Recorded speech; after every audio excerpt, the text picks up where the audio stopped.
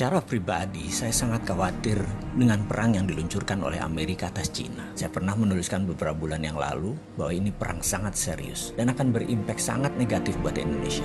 Benar loh, dan menurut saya kita belum melakukan antisipasi apapun. Jangan menganggap saya ini lebay. Tapi apa yang terjadi kalau efek perang dagang ini memukul Amerika? Atau dengan kata lain, Amerika yang kalah. Amerika yang merasa sebagai New World Order mendapat tantangan dari pasukan kuning Cina. Dan kalau Amerika sampai kalah, dunia berubah kutubnya. Bergeser centrum of gravitatis kalau bahasa intelijennya. Dan kita bisa lihat apa yang terjadi jika nanti benar ramalan saya ini terjadi. Kita semua tahu menjadi penguasa dunia itu sangat menguntungkan, baik secara ekonomi, apalagi secara politik. Amerika sudah menikmati 70 tahun hingga saat ini, dan sekarang mendapat tantangan dari negara Cina. Mungkin saat ini kekuasaan Amerika tinggal 50% pengaruhnya terhadap dunia. Ada yang menganalisa mungkin lebih kecil, alias Amerika jadi negara sunset, dan Amerika tahu itu.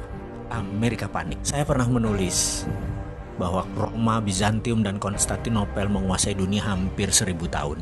Dalam 1000 tahun itu, Roma ditantang 8 kali oleh kaum barbar versi Roma. Namun akhirnya tumbang juga oleh Genseric. Ini tidak usah saya ceritakan kali ini, tapi saya tulis lengkap di buku hitam. Jangan pernah berkata saya tidak pernah memperingati Anda. Kita balik ke cerita tentang Amerika dan perang dagang dengan Cina. Sekarang belum 100 tahun Amerika sudah mendapatkan tantangan super hebat yang Amerika tidak pernah bayangkan sebelumnya. Secara militer, mungkin Amerika masih mendominasi. Namun secara teknologi, Cina sudah menyamai.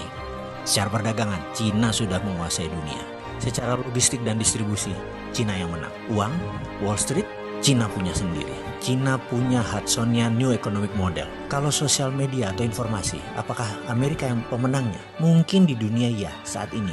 Tapi di Cina, Amerika tidak bisa sentuh sama sekali. Coba perhatikan list di bawah ini. Cina punya Baidu, yaitu Google-nya Cina. Cina punya Alibaba, yaitu Amazon-nya Cina. Cina punya Didi Sucing, Uber-nya Cina. Weibo adalah Twitter-nya Cina. Renren adalah Facebook-nya Cina. WeChat adalah WA-nya Cina. Youku adalah YouTube-nya Cina. QQ adalah Gmail-nya Cina. Dia sudah lengkap untuk mengantisipasi semua hal yang Amerika unggul kesannya secara teknologi atau sosial media.